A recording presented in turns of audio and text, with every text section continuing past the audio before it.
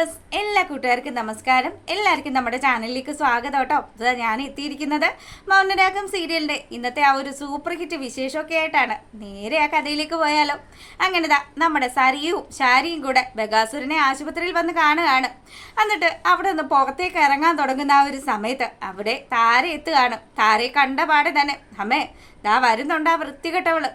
ഏത് സമയവും ഞാൻ അവളുടെ മകളാണെന്ന് പറഞ്ഞ് എനിക്കിപ്പോൾ അവളെ കാണുന്നത് പോലും ചതുർത്ഥിയാണെന്നും പറഞ്ഞ് നമ്മുടെ സരിയു ഇങ്ങനെ താരയെക്കുറിച്ച് മോശമായിട്ട് സംസാരിക്കുമ്പോൾ നമ്മുടെ ചാരിയാണെങ്കിലോ എൻ്റെ ദൈവമേ അവൾ വരുന്നുണ്ട്, ഇനി എന്തൊക്കെയാണാവോ അവൾ വിളിച്ചു പറയാൻ പോകുന്നത് എന്നൊക്കെ ആലോചിച്ച് ഇങ്ങനെ പേടിച്ച് വിറച്ച് നിൽക്കുകയാണ്. താരയാണെങ്കിലോ തൻ്റെ പുന്നാര മകളെ കണ്ട പാടെ തന്നെ ഓടി അവളുടെ അടുത്തേക്ക് വന്നു. മോളെ എന്നുള്ള രീതിയിൽ പാവം ആംഗ്യത്തിൽ കാണിക്കുമ്പോഴത്തേക്കിനും നമ്മുടെ ശാരിയാണെങ്കിൽ ഒരു അക്ഷരം പോലും മിണ്ടാതെ അവിടെ ഇങ്ങനെ നിൽക്കുക. ദേ മര്യാദക്ക് എൻ്റെ മുന്നിൽ നിന്ന് പോയിക്കോണമെന്നും പറഞ്ഞ് സരിയു ദേഷ്യപ്പെടുന്ന സമയത്ത് ശാരി ഒരു അക്ഷരം പോലും മിണ്ടാതെ നിൽക്കുമ്പോഴത്തേക്കിനും നമ്മുടെ സരിയു ചോദിക്കുന്നുണ്ട്, അല്ലമ്മേ അമ്മ സാധാരണ ഈ വൃത്തികെട്ടവളെ കണ്ടു കഴിഞ്ഞാൽ ഇങ്ങനെയൊന്നും അല്ലല്ലോ പ്രതികരിക്കുന്നത്, അവൾക്കിട്ട് 2 അടിയൊക്കെ കൊടുത്ത് വിടുന്നതാണല്ലോ, ഇന്ന് എന്താ അമ്മ ഒരക്ഷരം പോലും മിണ്ടാതെ നിൽക്കുന്നതെന്ന് ചോദിച്ച് നമ്മുടെ ശാരിയുടെ കാര്യങ്ങൾ അന്വേഷിക്കുമ്പോൾ ഒന്നുമില്ല മോളെ, ഇവളോടൊക്കെ എന്ത് സംസാരിക്കാനാണ് എന്ന് പറഞ്ഞ് ശാരി നമ്മുടെ സരയുനെയും കൂട്ടി അവിടെ നിന്ന് അങ്ങ് ഇറങ്ങുകയാണ്. അതിനുശേഷമാണെങ്കിലും നമ്മുടെ ബഗാസുരനെ കാണിക്കുക. ഇതിനകത്ത് കിടന്നിട്ട് കിടക്കപ്പുറതിയില്ല, ഇരുന്നിട്ട് ഇരിക്കപ്പുറതിയില്ല എന്നുള്ള രീതിയിൽ പുള്ളിക്കാരൻ ആ റൂമിന് ചുറ്റും ഇങ്ങനെ നടക്കുകയാണ്. അപ്പം ഇനി കുറച്ച് സമയം പുറത്തേക്ക് ഇറങ്ങിയാലോ എന്ന് വിചാരിച്ച് ബഗാസുരൻ പുറത്തേക്ക് ഇറങ്ങുന്ന ആ ഒരു സമയം അന്നേരം താര അങ്ങോട്ട് വരികയാണ്. താര വന്നതും ഈ വൃത്തികെട്ടവനെ കണ്ട പാടെ താര ഓടിച്ചെന്ന് നമ്മുടെ ബഗാസുരൻ്റെ കോളറിന് കയറി അങ്ങ് കുത്തിപ്പിടിച്ചു. എടാ എന്നുള്ള രീതിയിലൊക്കെ പുള്ളിക്കാരിയെ കൊണ്ട് പറയാൻ പറ്റുന്ന രീതിയിൽ ആംഗ്യത്തിൽ അവനോട് എന്തൊക്കെയോ കാണിക്കുകയാണ്. മിക്കവാറും തൻ്റെ കുഞ്ഞിനെ കാണിച്ചതാ, തൻ്റെ കുഞ്ഞിനെ തിരിച്ചതാന്നും പറഞ്ഞ് താര ഇങ്ങനെ ബഹളം വെക്കുന്ന സമയത്ത് നമ്മളെ കാണിക്കുന്നത് നമ്മുടെ മനോഹരനും ഇപ്പം ദാ കല്യാണം കഴിക്കാൻ പോകുന്ന നിഷയും ഒക്കെ ആയിട്ട് ആ ആശുപത്രിയിൽ തന്നെ ഉണ്ട്. അപ്പം അവരിങ്ങനെ വരുമ്പോൾ കാണുന്ന കാഴ്ച രാഹുലിനെ കുത്തിന് പിടിച്ച് നിർത്തിയിരിക്കുന്ന താരയാണ്. അപ്പം അതാ ഈ ഒരു സീൻ കണ്ടതും മനോഹരനാണെങ്കിൽ നിഷയോട് പറഞ്ഞു, മോളു ദേ എനിക്ക് പരിചയമുള്ള ഒരാളാണ്, അവിടെ എന്തോ ഒരു വിഷയം നടക്കുന്നുണ്ട്, ഞാനൊന്ന് പോയി അന്വേഷിച്ചിട്ട് വരാമെന്നും പറഞ്ഞ് നിഷയോടും അമ്മയോടും വെളിയിലേക്ക് പോയിക്കോന്നും പറഞ്ഞ് അവരെ അങ്ങ് പറഞ്ഞയച്ചിട്ട് ഈ ബിരുദൻ നേരെ നമ്മുടെ രാഹുലിൻ്റെ അടുത്ത് വരികയാണ്. അപ്പോൾ അതാ രാഹുലിൻ്റെ കഴുത്തിൽ നിന്നും നമ്മുടെ താരയുടെ ആ ഒരു പിടി അങ്ങ് വിടിയിച്ചു. അതിനുശേഷം താരയോട് ചോദിക്കുന്നുണ്ട്, നിങ്ങൾക്കിത് എന്തിൻ്റെ കേടാണ്, നിങ്ങളിത് എന്തിനാ ഏത് സമയവും ഇയാളുടെ കഴുത്തിന് വന്ന് കുത്തിപ്പിടിക്കുന്നതെന്ന് ചോദിക്കുമ്പം താരയാണെങ്കിൽ കുഞ്ഞെന്നുള്ള രീതിയിൽ ആക്ഷൻ കാണിക്കാൻ തുടങ്ങി. അപ്പോഴത്തേക്കിനും നമ്മുടെ സരിയു അതുപോലെ തന്നെ അങ്ങോട്ടേക്ക് ശാരിയും കൂടെ വരികയാണ്. അപ്പോൾ ഇവർ കണ്ട് നിൽക്കുന്ന കാര്യം എന്ന് പറഞ്ഞാൽ മനോഹരനെയും അതുപോലെ തന്നെ രാഹുലിനെയും ദേഷ്യപ്പെട്ട് ഓരോ വർത്തമാനങ്ങൾ ഇങ്ങനെ ആക്ഷനോട് കാണിക്കുന്ന താരയാണ്. അപ്പോൾ അതാ ഇത് കണ്ട പാടെ തന്നെ സരയുവിന് കലി അടക്കാനേ പറ്റിയില്ല. സരയു നേരെ വന്നിട്ട് താര ഇങ്ങ് വലിച്ചു മാറ്റി. എടി നീ എന്താണ്, നീ വന്നിപ്പോൾ എൻ്റെ ഭർത്താവിൻ്റെ മെക്കിട്ടും എൻ്റെ അച്ഛൻ്റെ മെക്കിട്ടും കയറാൻ തുടങ്ങിയല്ലേ, നിന്റെ കളി ഞാൻ അവസാനിപ്പിച്ച് തരാടിയെന്ന് പറഞ്ഞ് പാവം സ്വന്തം അമ്മയാണെന്ന് പോലും അറിയാതെ താരയുടെ കാരണം നോക്കി 2 അടി വെച്ച് കൊടുക്കുകയാണ്. അപ്പം ഇതൊക്കെ കാണുമ്പോഴത്തേക്കിനും ശാരിക്കൊരു കുറ്റബോധമൊക്കെ ഉണ്ട്. എത്രയൊക്കെ വന്നാലും പെറ്റമ്മയാണല്ലോ മുന്നിൽ നിൽക്കുന്നത്.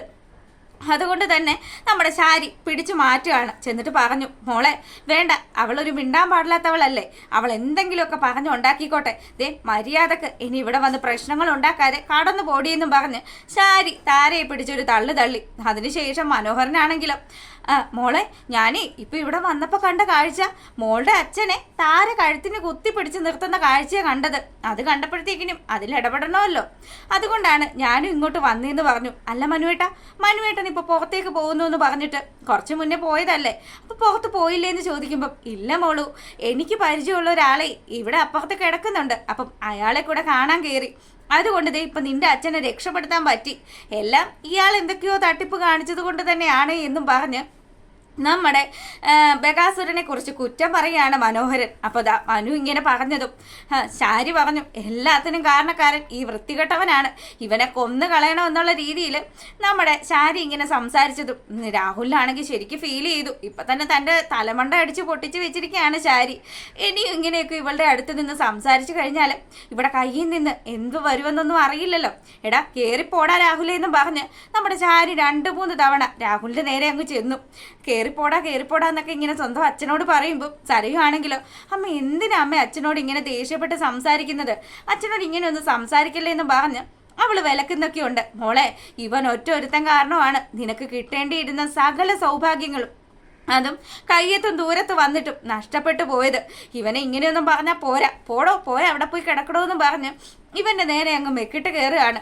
അങ്ങനെ രാഹുൽ ഒരക്ഷരം പോലും മിണ്ടാതെ പൂച്ച പോകുന്നത് പോലെ അവിടുന്ന് അങ്ങ് പോവാണ്. പിന്നീടാണെങ്കിലോ നമ്മുടെ മനു, മോളു ഇങ്ങനെയൊന്നും വിഷമിക്കുകയൊന്നും ചെയ്യരുത് കേട്ടോ, മോള് സന്തോഷമായിട്ട് ഇരിക്കണമെന്നും പറഞ്ഞ് നമ്മുടെ സരയുനോട് സമാധാനപ്പെടുത്തി. അപ്പോൾ സരയു പറഞ്ഞു, മനുവേട്ട എന്താ മനുവേട്ട ചെയ്യുന്നത്? മനുവേട്ടൻ ഇന്ന് പോകണമെന്ന് ചോദിക്കുമ്പോൾ, മോളു മനുവേട്ടന് ബിസിനസ്സൊക്കെ ഉള്ളതല്ലേ, മനുവേട്ടൻ പോയില്ലെങ്കിൽ എങ്ങനെയാണ് നമ്മുടെ കാര്യങ്ങളൊക്കെ നടക്കുന്നത്?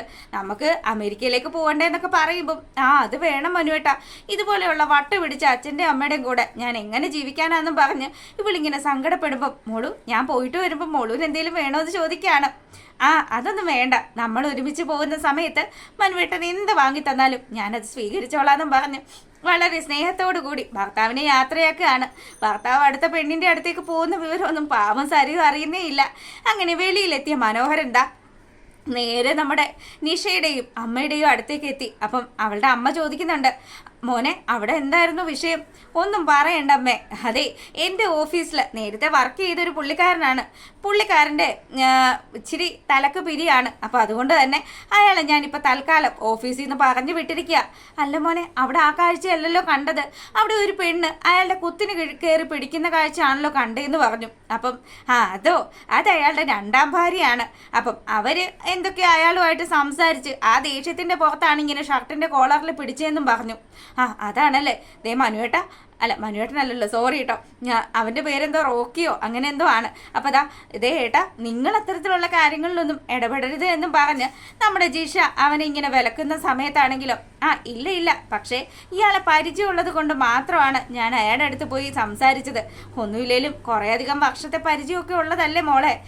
എന്തായാലും ഇത്തരത്തിലുള്ള കാര്യങ്ങളൊക്കെ കണ്ട ഇനി അധികം ഇടപെടാൻ പോകണ്ടെന്നും പറഞ്ഞ് അവൾ ആദ്യം തന്നെ ഒന്ന് വിലക്കുകയാണ്. പിന്നീടാണെങ്കിലോ, അതേ മോളെ, ഇതിലും വലിയൊരു ട്രാജഡി വേറെ ഉണ്ട്.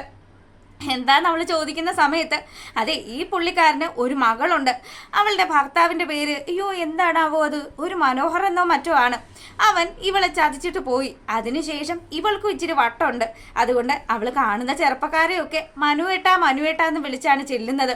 അപ്പം നമ്മുടെ സരയുനിട്ടുള്ള കൊട്ടാണ് ഇവൻ മുന്നേ ഇവിടെ കൊടുത്തു വയ്ക്കുന്നത്. എങ്ങാനും സരയു ഇവനെ മനുവേട്ട എന്ന് വിളിച്ച് വരുന്ന സമയത്ത് ഇവരുടെ അടുത്ത് നിന്ന് രക്ഷപ്പെടണമല്ലോ, അതിനു വേണ്ടിയുള്ള ഒരു മുൻകരുതൽ. അപ്പം അവൾ പറഞ്ഞു, എൻ്റെ ദൈവമേ, നിങ്ങൾ അവരുടെ മുന്നിലൊന്നും പോയി നിൽക്കരുത് കേട്ടോ, ഇത്തരത്തിലുള്ള ആൾക്കാരുമായിട്ട് ഒരു ബന്ധവും വെക്കണ്ടെന്ന് പറഞ്ഞ് ആ പെങ്കൊച്ചിങ്ങനെ സംസാരിച്ചു.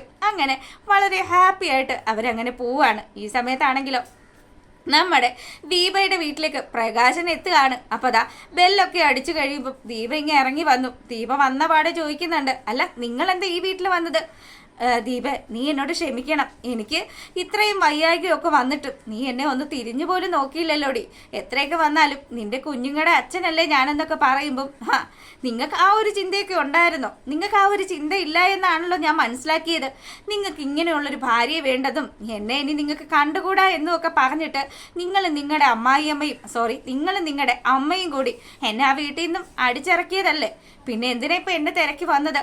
എൻ്റെ കല്യാണി മോളുടെ ഈ ജീവിത സൗഭാഗ്യങ്ങളൊക്കെ കണ്ട് നിങ്ങൾക്ക് എന്തുമാത്രം അസൂയായിരുന്നു എന്നൊക്കെ പറഞ്ഞ് ദീപ ഇങ്ങനെ ദേഷ്യപ്പെട്ട് സംസാരിക്കുമ്പം, എടി എനിക്ക് തെറ്റുപറ്റിപ്പോയി എന്ന് വെച്ച് നിന്നോട് എനിക്ക് സ്നേഹമില്ല എന്നൊന്നും ഞാൻ പറയില്ല എന്ന് പറഞ്ഞു. അപ്പം കല്യാണി അങ്ങോട്ട് വന്നു. കല്യാണി വന്നിട്ട്, അല്ല ഇങ്ങനെയൊക്കെ എന്താ ഇവിടെ കാര്യം എന്നുള്ള രീതിയിൽ പ്രകാശൻ്റെ അടുത്ത് സംസാരിക്കുമ്പോഴത്തേക്കിന് കല്യാണിയെ കണ്ടപാടെ തന്നെ പ്രകാശൻ്റെ ഉള്ളിലിരിപ്പിങ്ങ് പുറത്തേക്ക് വരികയാണ്. വിക്രം ജയിലിൽ വെച്ചിട്ട് പ്രകാശനോട് പറഞ്ഞൊരു വാക്ക്, ഇനി ഞാൻ ഈ ജയിലിന് പുറത്തിറങ്ങി കഴിഞ്ഞാൽ കല്യാണിയുടെയും കിരണിൻ്റെയും ഒക്കെ പുക കണ്ടിട്ടേ അടങ്ങുള്ളൂ എന്ന്, ഇനി അവരുടെ ജീവിതം തകർക്കാൻ വേണ്ടിയിട്ട് മാത്രമായിരിക്കും ഞാൻ കളിക്കുക എന്നും പറഞ്ഞ് അച്ഛനോട് മകൻ പറഞ്ഞ കാര്യങ്ങളൊക്കെ അച്ഛൻ അവിടെ വെച്ച് ആലോചിക്കുകയാണ്. പക്ഷേ പ്രകാശൻ്റെ ഉള്ളിലിരിപ്പ് നമ്മുടെ കല്യാണിക്കും അതുപോലെ തന്നെ ദീപയ്ക്കും മനസ്സിലായിട്ടില്ല. എന്തോ ഒരു മാനസാന്തരം വന്നു. പുള്ളിക്കാരൻ ഇവിടെ വന്ന് സംസാരിക്കുന്നതായിട്ട് മാത്രമാണ് ഇവർ ചിന്തിച്ച് വെച്ചിരിക്കുന്നത്. അങ്ങനെ നമ്മുടെ ദീപ പറഞ്ഞു, മോളെ ഒരു കാര്യം ചെയ്യ്, എന്തെങ്കിലും ചില്ലറ പൈസ ഉണ്ടെങ്കിൽ ഇയാൾക്കെടുത്ത് കൊടുത്തേക്ക്, ചിലപ്പോൾ തെണ്ടാൻ വന്നതായിരിക്കും. ഞങ്ങളെ വീട്ടിലെ പിശക്കാർ വന്നു കഴിഞ്ഞാൽ എൻ്റെ മരുമകൻ പറയും അവരെ വെറും കൈയോട് കൂടി വിടരുതെന്ന്. എടി ഞാൻ ആരുടെയും പൈസയൊന്നും വാങ്ങാൻ വേണ്ടി വന്നതല്ല. എനിക്ക് നിങ്ങളെയൊക്കെ ഒന്ന് കാണണമെന്ന് തോന്നി.